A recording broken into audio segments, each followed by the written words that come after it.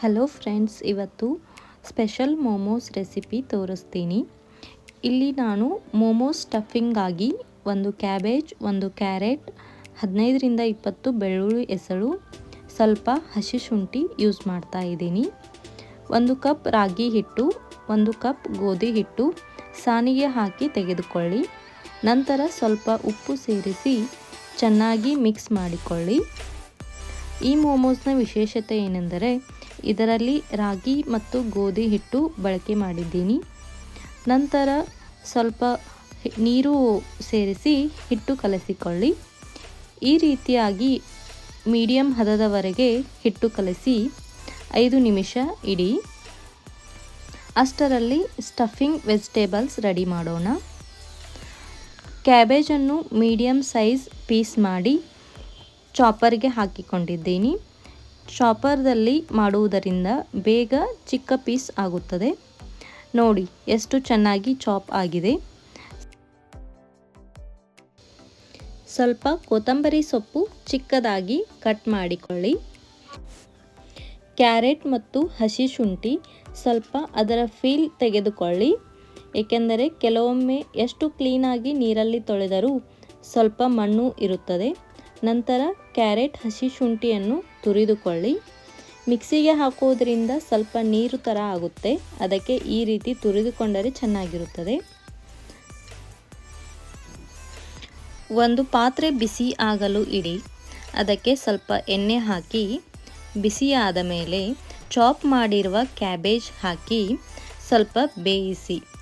ನಂತರ ತುರಿದಿರುವ ಕ್ಯಾರೆಟ್ ಹಾಕಿ ಚೆನ್ನಾಗಿ ಮಿಕ್ಸ್ ಮಾಡಿ ಬೇಯಿಸಿಕೊಳ್ಳಿ. ಸ್ವಲ್ಪ ಹಸಿ ವಾಸನೆ ಕಡಿಮೆ ಆದ ಮೇಲೆ ಬೆಳ್ಳುಳ್ಳಿ ಮತ್ತು ಹಸಿ ಶುಂಠಿ ಪೇಸ್ಟ್ ಹಾಕಿ ರುಚಿಗೆ ತಕ್ಕಷ್ಟು ಉಪ್ಪು ಸೇರಿಸಿ ಕೊತ್ತಂಬರಿ ಸೊಪ್ಪು ಕೂಡ ಸೇರಿಸಿ 1ರಿಂದ 2 ನಿಮಿಷವರೆಗೆ ಬೇಯಿಸಿಕೊಳ್ಳಿ. ಕಂಪ್ಲೀಟ್ ಹಸಿ ವಾಸನೆ ಹೋದ ಮೇಲೆ ಸ್ಟವ್ ಆಫ್ ಮಾಡಿ ಸ್ಟಫಿಂಗನ್ನು ತಣ್ಣಗಾಗಲು ಇಡಿ. ಕಲಸಿ ಇಟ್ಟಿರುವ ಹಿಟ್ಟನ್ನು ಸ್ವಲ್ಪ ಈ ಥರ ಮಿದ್ದಿಕೊಂಡು ಚಿಕ್ಕ ಚಿಕ್ಕ ಉಂಡೆ ಮಾಡಿಕೊಳ್ಳಿ. ನಾನು ಇಲ್ಲಿ ಇಷ್ಟು ಚಿಕ್ಕ ಸೈಜ್ ತೆಗೆದುಕೊಂಡಿದ್ದೀನಿ. ನಾನು ರಾಗಿ ಜೊತೆ ಗೋಧಿ ಹಿಟ್ಟು ಮಿಕ್ಸ್ ಮಾಡಿದ್ದರಿಂದ ಸಾಫ್ಟಾಗಿ ಎಲೆ ರೆಡಿ ಮಾಡಿಕೊಳ್ಳಬಹುದು. ಬರೀ ರಾಗಿ ಹಿಟ್ಟು ಯೂಸ್ ಮಾಡಿದರೆ ಸ್ವಲ್ಪ ಕಷ್ಟ ಆಗುತ್ತದೆ. ಸ್ವಲ್ಪ ಸ್ವಲ್ಪ ಹಿಟ್ಟು ಸೇರಿಸಿ ಈ ಸೈಜ್ ಎಲೆ ಮಾಡಿಕೊಳ್ಳಿ. ನಾನು ಇಲ್ಲಿ ಎಲ್ಲ ಎಲೆಗಳನ್ನು ಒಮ್ಮೆ ರೆಡಿ ಮಾಡಿಕೊಳ್ತಾ ಇದ್ದೀನಿ.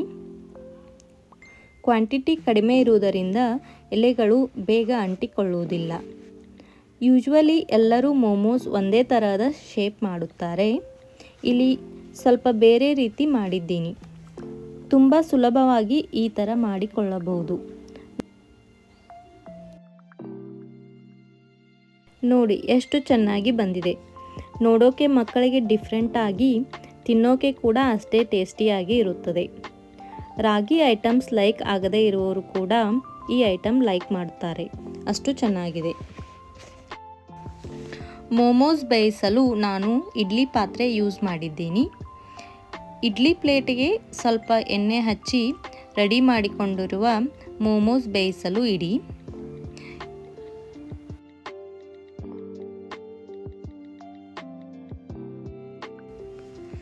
ಇಲ್ಲಿ 8ರಿಂದ 10 ನಿಮಿಷ ಮೀಡಿಯಂ ಫ್ಲೇಮ್ದಲ್ಲಿ ಬೇಯಿಸಿ. ನೋಡಿ ಬೇಯಿಸಿದ ಮೇಲೆ ಈ ಥರ ಕಾಣುತ್ತೆ.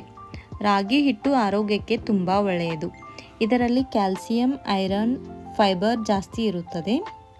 ಈ ಮೋಮೋಸ್ ಜೊತೆ ಕಾಂಬಿನೇಷನ್ ಆಗಿ ನೀವು ನಿಮ್ಮ ಇಷ್ಟವಾದ ಯಾವುದೇ ಚಟ್ನಿ ಅಥವಾ ಸಾಸ್ ಜೊತೆ ಸರ್ವ್ ಮಾಡಬಹುದು. ನೋಡಿ ಎಷ್ಟು ಸಾಫ್ಟ್ ಆಗಿದೆ.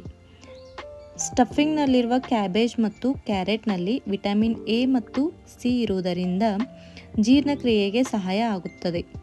ನೀವು ಕೂಡ ಒಮ್ಮೆ ಟ್ರೈ ಮಾಡಿ. ಲೈಕ್, ಶೇರ್ ಆ್ಯಂಡ್ ಸಬ್ಸ್ಕ್ರೈಬ್ ಮಾಡಿ. Thank you.